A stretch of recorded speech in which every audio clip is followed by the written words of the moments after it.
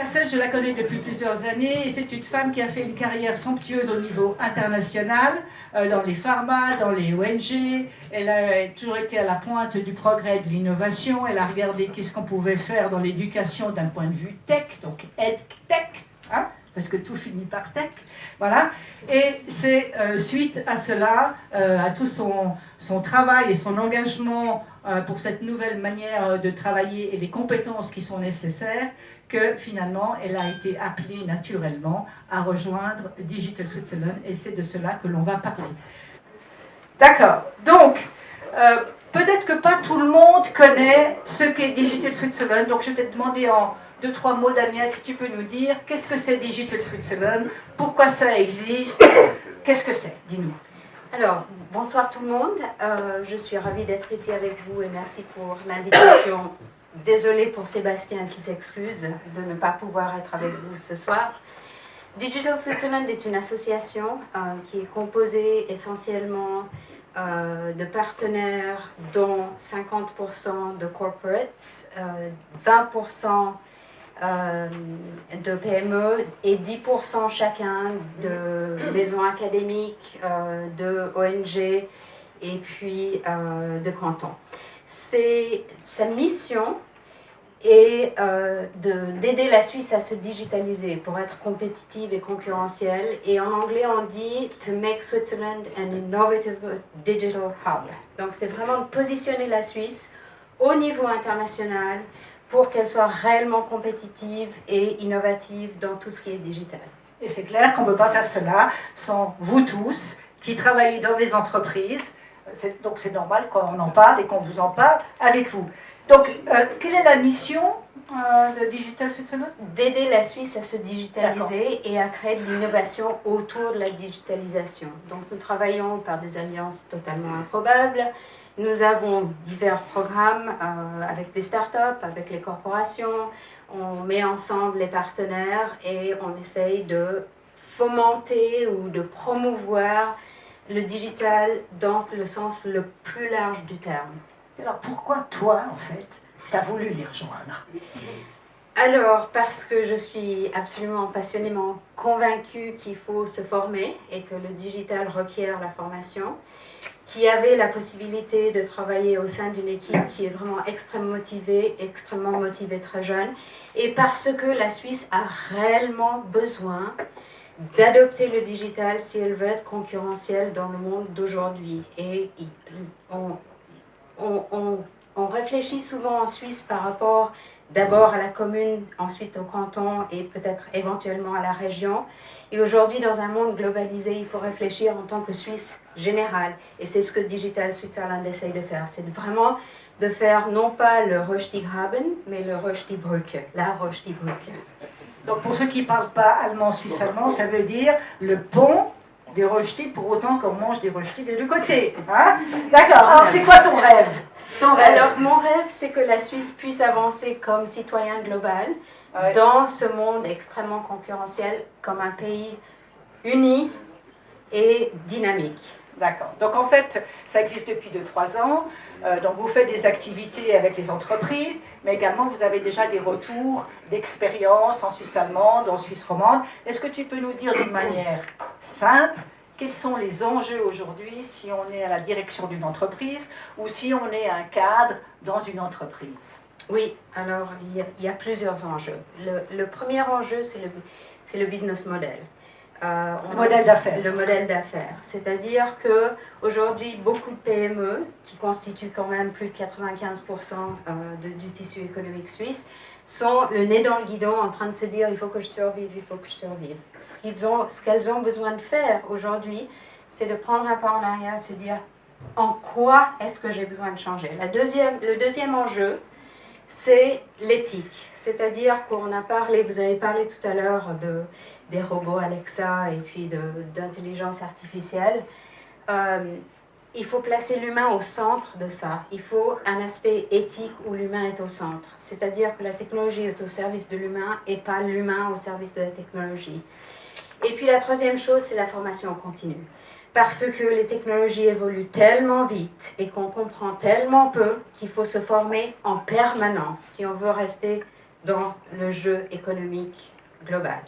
Alors tu l'as bien dit, il faut aussi se considérer le modèle d'affaires et puis très souvent il y a comme une sorte d'imprécision. Souvent on pense que la digitalisation ça passe par être sur les réseaux sociaux ou bien être sur la gestion électronique des documents, mais c'est plus que ça et c'est faire travailler les gens à l'intérieur et à l'extérieur. Est-ce que tu peux nous en dire un peu plus sur les parties prenantes? Tout à fait. Alors, il y a une étude qui a été publiée récemment qui disait que 72% des PME considèrent que la digitalisation, c'est une histoire interne uniquement. Exactement ce que tu viens de dire. C'est-à-dire, c'est un CRM, c'est peut-être des réseaux sociaux, c'est peut-être un Slack ou des méthodes de travail en ligne ensemble, mais ne sont pas tournées vers l'extérieur. Et il y a des parties prenantes dont il faut considérer et prendre en compte les enjeux aujourd'hui, qui sont les clients, qui sont les fournisseurs, qui sont peut-être des alliés pour des collaborations. Et ça, c'est un état d'esprit ou un apprentissage qu'aujourd'hui toutes les sociétés doivent faire. Oui, c'est-à-dire apprendre à travailler à l'intérieur de l'entreprise sans silo et aussi travailler sans silo avec les différentes parties prenantes qui sont à l'extérieur. Et je crois que vous avez fait une intéressante expérience avec un fournisseur de chaussures. Non, alors c'est M. Eschbach que vous connaissez peut-être et dont vous avez certainement entendu parler ou vous avez vu ses enseignes. C'est une entreprise familiale et qui vend des chaussures essentiellement. Et quand la digitalisation est arrivée, M. Eschbach est la troisième génération qui travaille dans l'entreprise familiale. Il s'est rendu compte qu'il fallait digitaliser. Et alors la question se pose à l'intérieur, qu'est-ce qu'on fait avec les équipes de vente? Mais la question se pose à l'extérieur, comment est-ce que, avec tout un public qui aujourd'hui est connecté, puis qui achète ou qui va voir sur Internet d'abord les modèles avant d'acheter, puis ensuite vient dans le magasin et achète, ou achète directement en ligne, comment est-ce qu'on s'adapte à ça? Donc il a fait tout un travail en interne et en externe. Donc il a mis en place un site Internet qui était interactif, où il montrait à la clientèle tous les choix possibles, où on pouvait commander du just-in-time ou à la dernière minute un modèle, si on le voulait en jaune ou en rose pétant ou en noir foncé, peu importe, mais on pouvait choisir. Et en interne, il a aussi formé ses équipes de vente pour que quand on rentre dans un magasin, on puisse montrer, tenez monsieur, alors qu'est-ce que vous cherchez exactement? Et ils étaient digitalisés. Comme ça. Donc c'est un modèle qui est extrêmement efficace. Il s'est positionné. Il a d'ailleurs créé après Avenue Genève, que vous connaissez peut-être. Et ils sont en train de créer d'autres portails comme ça. Donc c'est vraiment possible pour une PME familiale ou une petite PME de vraiment réfléchir au marché d'abord et ensuite de le ramener à l'interne. Est-ce que ça répond à ta question? Tout à fait. C'est-à-dire de prendre un peu de recul, de se permettre en tant que chef d'entreprise de prendre une demi-journée, lever le nez du guidon et se dire mais finalement avec tout ce que j'ai fait jusqu'à maintenant, qu'est-ce que je pourrais faire, comment je pourrais le faire, etc. Et tu as un autre exemple, j'ai entendu aussi de changement de modèle d'affaires. Peut-être que vous avez vu cette personne qui fait un petit peu tous les cantons en Suisse romande, c'est M. Pouliez. Lui, il a complètement changé son modèle d'affaires avec la digitalisation. Donc ça, c'est aussi un exemple d'une petite PME. Est-ce que tu as 2-3 petites choses que tu peux dire là-dessus? Tu parles d'Elite Matelas. Elite Matelas, oui, pardon. Oui. Vous connaissez Elite Matelas? Oui. Non? Oui. Alors, je serai brève dans ce cas pour ceux qui connaissent, mais c'est extrêmement intéressant. En fait, il faisait des matelas, il vendait des matelas. Et puis il s'est dit, mais au fond, les matelas, on peut aller chez Ikea et puis les acheter. Et puis aujourd'hui, comme l'économie va, je raconte une histoire ici. Je ne sais pas si c'est exactement ça. Mais en gros, il a regardé le marché, il s'est dit, il y a un autre modèle d'affaires. Donc au lieu de vendre des matelas, ils ont mis des puces dans les matelas et ils louent les matelas aux hôtels. Donc ce n'est pas des puces pour qu'on puisse savoir ce qu'on fait dans le lit, c'est pas ça. C'est ni pour se gratter, etc. C'est des puces qui mesurent l'utilisation du matelas, non? Voilà. L'usage du matelas. matelas. Et donc, c'est un système de location. Et donc, Elite se charge d'aller chercher le matelas quand il est plus confortable pour un hôtel de luxe. Et vraiment, c'est un changement de modèle d'affaires complet.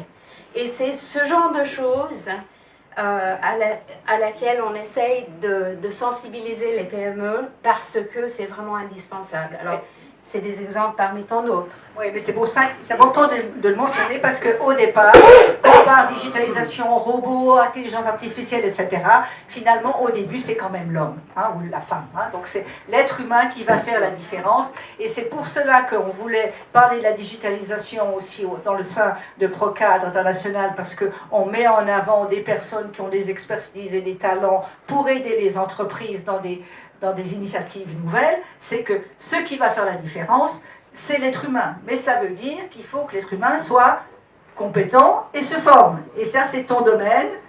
Donc, on va quand même juste dire quelques mots. Qu'est-ce qui se transforme dans la formation? Alors, on parle de compétences. Et quand on parle de compétences, on parle de compétences techniques, du genre analyste financier ou scientifique ou peu importe. Ça, c'est des compétences vraiment techniques. Mais on parle aussi de compétences générales ou personnelles. Et quand on parle de ces compétences générales, là où la digitalisation change tout, c'est qu'aujourd'hui, on cherche non seulement les compétences techniques, mais les compétences personnelles, c'est-à-dire agilité, c'est-à-dire adaptabilité, c'est-à-dire la capacité de résoudre des problèmes complexes, c'est-à-dire la collaboration, la co-création, la créativité, la curiosité et la capacité d'apprendre. Et ça veut dire qu'on n'a jamais fini d'apprendre. Donc pour tous ceux qui sont curieux et qui aiment apprendre, c'est important maintenant d'apprendre à apprendre, peut-être apprendre à apprendre différemment d'avant, mais c'est le leitmotiv. Enfin, en français, comment on dit ça, leitmotiv? Voilà, leitmotiv. Donc c'est important que aussi bien au niveau d'une entreprise qu'au niveau de la personne, il y ait ce souci de formation. Alors, ça demande un changement de culture dans les entreprises et chez les dirigeants aussi. C'est-à-dire que l'employé participe à cet apprentissage et l'employeur permet l'apprentissage. Jusqu'ici, souvent, on disait quand on investit dans le temps d'apprentissage, c'est une perte de temps, où l'employé devait prendre sur ses vacances, ou selon les cultures d'entreprise, encore une fois, pas toujours, mais selon les cultures d'entreprise. Or, aujourd'hui, cette perception doit changer pour qu'on se dise c'est un investissement. C'est un investissement que d'apprendre. Donc, donner le temps aux employés et au CEO et puis au management d'apprendre, c'est indispensable. Ça, c'est la première chose. La deuxième chose, c'est qu'en Suisse, on est très timide et on n'aime pas les échecs. On a horreur de l'échec. D'ailleurs, on ne sait souvent pas l'écrire. Et pour apprendre, on apprend souvent des échecs. Donc, la culture d'entreprise doit permettre l'échec et l'apprentissage aussi, parce que c'est comme ça qu'on avance ensemble. Et au lieu d'avoir une culture de blâme. Et finalement, ce qu'on constate, moi, quand j'ai commencé ma carrière, on était vraiment dans tout ce qui était compétitif à l'intérieur de l'entreprise, il fallait monter, etc. Aujourd'hui, c'est tout à fait différent. On voit les jeunes qui travaillent en co-création et en collaboration. Et je pense que c'est important qu'on comprenne ça. C'est que vraiment, à l'intérieur des entreprises, on est sur beaucoup plus la collaboration que la concurrence interne. Voilà. Et puis en plus, il me semble quelque chose de très important aussi à comprendre, ce n'est pas simplement le devoir ou l'opportunité d'une entreprise d'organiser la formation, c'est le travail de tout le monde. C'est-à-dire que même si vous avez la possibilité de travailler dans une entreprise qui organise de la formation et de la formation ciblée en utilisant toutes les différentes technologies, les MOOC, tout ce qui existe actuellement, c'est la responsabilité première de la personne de se renseigner et de se dire quelle est la formation dont j'ai besoin, parce que l'industrie ou l'entreprise va montrer une formation qui est bien pour l'entreprise dans son industrie, mais pas automatiquement pour l'individu qui va lui changer de job plusieurs fois. Vous allez changer de job un nombre de fois considérable jusqu'à ce qu'un jour vous décidiez que vous ne travaillez plus. Donc la formation, c'est essentiel pour tout le monde. Hein. Donc, vas-y. On dit, alors Olivier a parlé du gig economy, de l'économie de partage de travail. Et on va aller chercher des compétences chez différentes personnes. Aujourd'hui, aux États-Unis, 50% des employés ont 2 jobs. Déjà, 2 jobs. Et on va de plus en plus faire ça, d'une part. D'autre part, en Suisse, c'est surtout les employeurs qui payent la formation continue. Je veux dire, la majorité du budget de la formation continue est payée par l'employeur. Or, aujourd'hui, comme Geneviève l'a dit, il y a pléthore d'offres en ligne, certifiants, non certifiants, formation continue, tout ce que vous voulez. Et donc, on n'est pas obligé en tant qu'individu, en tant qu'employé, de dépenser forcément. Mais vraiment, formez-vous. C'est vraiment un des messages en continu. On ne peut plus s'asseoir sur le fait qu'on a un bachelor, un master ou un doctorat. C'est terminé. Même les jeunes. Il faut se former en permanence. Pardon.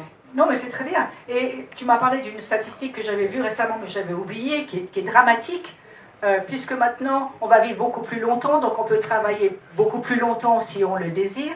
Et il y a des qualités essentielles maintenant dans ce monde digital, global et local, à la fois il faut être agile et en même temps avoir des compétences techniques, c'est toutes les compétences d'agilité, de comportement et de souplesse. Et là, tu me disais tout à l'heure, le chiffre, c'est affolant. J'ai parlé avec quelqu'un qui s'occupe d'outplacement, qui s'occupe d'outplacement en Suisse. Il a dit que 65% des plus de 50 ans, dont je fais partie, 65% des plus de 50 ans sont virés, non pas parce qu'ils n'ont pas les compétences techniques, mais parce qu'ils n'ont pas cette attitude agile, adaptable, d'apprentissage. C'est-à-dire que maintenant, le pouvoir n'est plus en celui qui retient l'information et garde son savoir, mais dans celui qui le partage. D'accord ? Donc, s'il y a une recommandation que je pense que nous partageons les deux, c'est soyez curieux, formez-vous, partagez, communiquez et peut-être communiquez autour d'un verre. On est à disposition pour les clients, pour les questions.